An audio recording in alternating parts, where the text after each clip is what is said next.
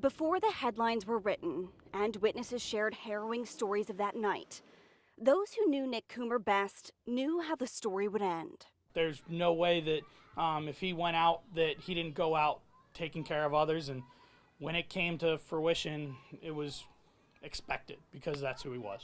The 25-year-old Washington, Pennsylvania native and graduate of St. Francis University died shielding two female coworkers from gunfire outside popular Dayton bar Ned Pepper's. It just blows my mind that he probably could have ran away and been, and been saved, but those girls would have died. It came as no shock to any of us to hear that that is what had actually happened, that he had died saving those two girls. Nick was celebrating a job offer that night.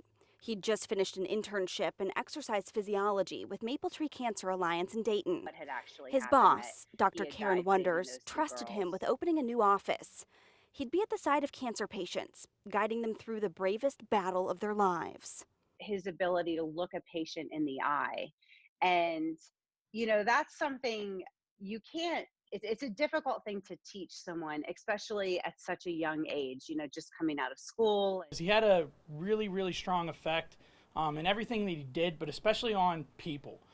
You hear all the time, and even though it's been a year, you can still read stories about patients he had when he was in his Dayton for a short time, the patients he had while he was working at St. Francis that still speak highly of him and remember him. For Nick's loved ones, the one-year mark is painful and raw. They say every birthday, holiday, and every August 4th will be. But as friends reflect on his legacy, Nick's funeral remains the second largest attended in the history of that funeral home. He just had an ability to bring people together. The hero died, and it is tragic, but at the same time I feel like it's inspiring to just remember to love others, and you never know when your time is going to be up. His best friends still call him and send messages.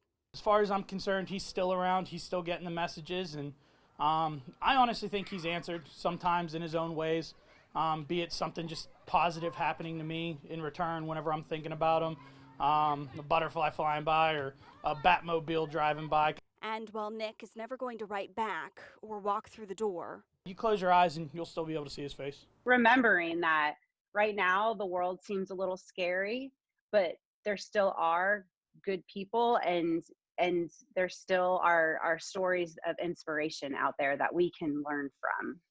they're using Nick's legacy to spread kindness and love and carry his story forward. How can I be positive today? How can I leave a good effect on someone else and get myself better today?